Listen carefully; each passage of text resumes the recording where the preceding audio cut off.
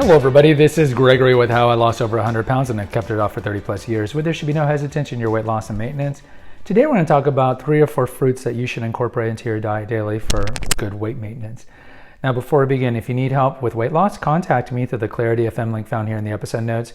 Also check out my books, which you can buy on Amazon, my website, which has hundreds of articles and recipes. And if you like podcasts, I have The Awakened Man, which has been around since 2016 on Apple and Spotify, which is very health oriented. And I also have the Cinema Rag, which is a movie podcast. And lastly, if you appreciate my content, there is a link for a donation. Now, fruits and vegetables are important to incorporate into our diet. Yes, I know there's going to be people who are very carnivore based and low carb based, and I think that's great because it's certainly better than the paradigm that I had when I grew up, which was high carb good, low fat bad, the Ansel Keys deception, as we've talked about here.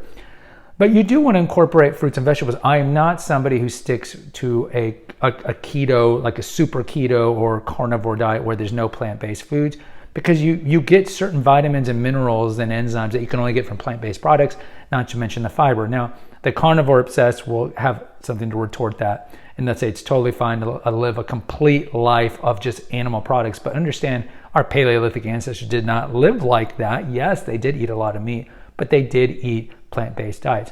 So yes, you do want to eat meat, clean meat, ideally, wild caught fish and organic meat and so forth.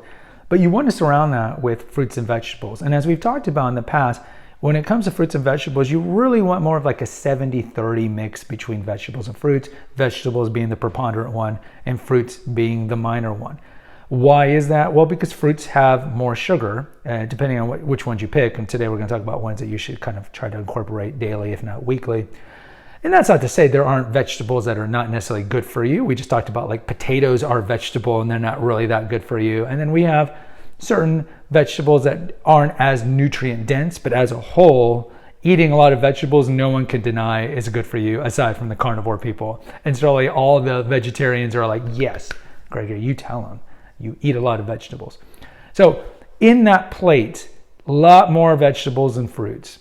Look, if you go to these salad places that are kind of like Chipotle, where you tell them what you want and they do it, you want to pick vegetables. Like for example, we have an episode here on the ideal salad, but like when you're picking the leafy base, you want the leafy base to be kale, spinach, nutrient dense leafy base. The romaine lettuce and the iceberg lettuce is just kind of a waste. But when you get to the fruits, lots of these salad places will have like pineapple, strawberry, blueberries. And the reason they have those is because they're really sweet. So newsflash, those aren't going to be on this list. But you should incorporate fruits because, as I mentioned, fruits have certain profiles that you're going to find better than in vegetables. Let's say like vitamin C, for example. And they're going to have certain types of micronutrients, vitamins and minerals and enzymes that you might not find in vegetables. And as we know, we just want to have a smorgasbord, as they say, a cornucopia, a little of everything. And there's an old saying like, you want to have a colorful plate. So if you look at your plate every night and it's just like the same yellow foods, you don't want that. Like in a salad, you want purples and you want bright reds and you want bright blues and you want greens and you just want a good variety of stuff, beets and dark maroons. All right, so let's get to it. So let's talk about some fruits that you want to incorporate daily. And the reason I pick these fruits is because, as I mentioned, fruits have fructose. And a lot of fruits have a lot of sugar. Now, they're broken down by the body the same way that, on one level, they're broken down the same way that, let's say, cane sugar or high fructose corn syrup is if you have it in a soda or something like that.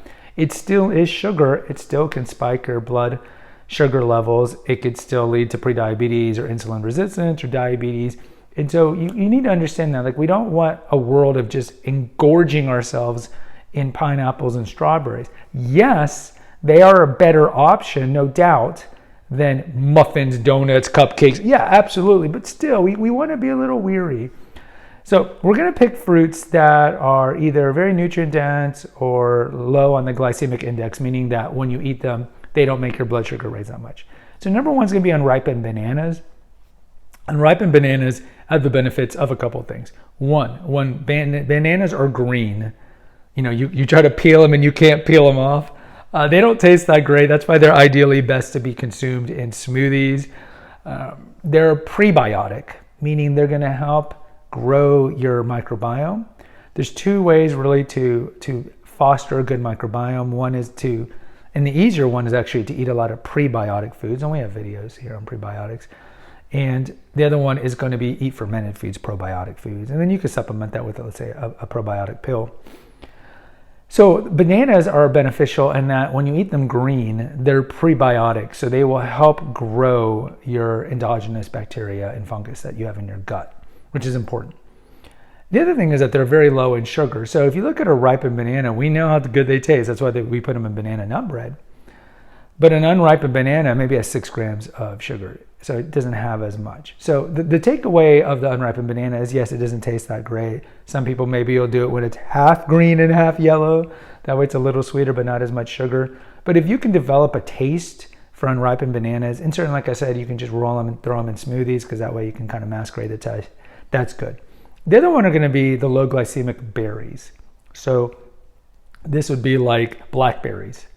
This would be like raspberries. I would say out of the 4 main berries, strawberries, blueberries being the other one, raspberries, blackberries tend to have the higher amount of fiber, and they tend to have a lower amount of sugar than the other 4. That's not to say that there aren't benefits to strawberries and blueberries.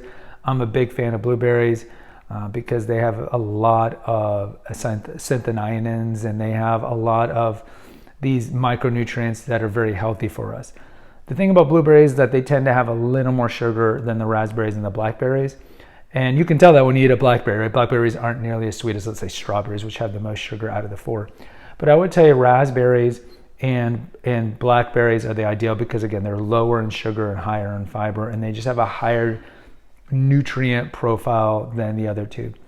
The other one I would tell you are cherries. Cherries are another one, kind of low in sugar, high in fiber. And cherries taste great. Now, I'm not talking about the maraschino cherries. I'm talking about cherries that still have the pit. Now, a couple of takeaways, and these are the 3 that I would really tell you to focus on, would be, well, I guess 4. It's raspberries, blackberries, cherries, and unripened bananas. The reason I would tell you that these 4 are great is because they're low in sugar. The other thing is you have to understand the pesticide issue. So we have a video here on the Dirty Dozen. That's what the EWG, the Environmental Working Group, kind of investigates annually which fruits and vegetables absorb the most pesticides. And every year it's kind of the same culprit. So spinach, tomatoes, potatoes, the berries, the nectarines, peaches, they tend to always end up on the Dirty Dozen. These are the 12 worst fruits and vegetables that absorb the most pesticides. So with the Dirty Dozen, you need to buy those organic. Then on the other side, you have the Clean 15. These would be the 15 that absorb the least, or if not any, pesticides. So those you don't need to buy organic. And then you have produce that's in the middle. So with blueberries, raspberries, blackberries, you should buy those organic because they tend to either fall in the Dirty Dozen or close to the Dirty Dozen. And with the bananas, they're more on the Clean 15. You really don't need to buy those organic. That being said, organic bananas are the cheapest organic produce out there. So if you want to buy them organic, it's fine. Cherries tend to fall a little closer to the Dirty Dozen too. So if you can find them organic, buy them organic. Or, go to your farmer's market, because ideally, like when it comes to produce, you want to go farm to market. That's the best one, because typically the local farmers aren't going to be using bad pesticides where you would need to buy them organic, and they're fresher. And the fresher the produce, the better it is for your body. So you always want to go farm to market, even though it's a low price here. Then from there, it would be organic in season. And then if that's not the case, then organic out of season. Like most of the blueberries I get in Texas are shipped in from Chile, right?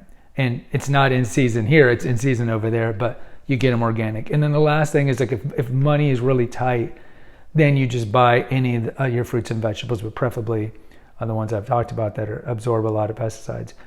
You just buy them regular at the counter as is. But you still want to incorporate fruits and vegetables into your diet because they are important to our health and they are important to weight loss and maintenance. So in closing, if you want to eat fruits, you still want to stick to fruits as a whole that are low in sugar. You don't want to be gorging in watermelon and pineapple and raisins, for example, that are very high. You do want to stick to the ones that are low on the index. And of course, you can look these up, like which fruits are low in the glycemic index, and try to eat those as much as you can on a weekly level. Guys, post in the comments. Let me know if you love bananas and berries and so forth. What are your favorite fruits? Hit the notification, subscribe, and share button. Until next time, take care, God bless, and pray.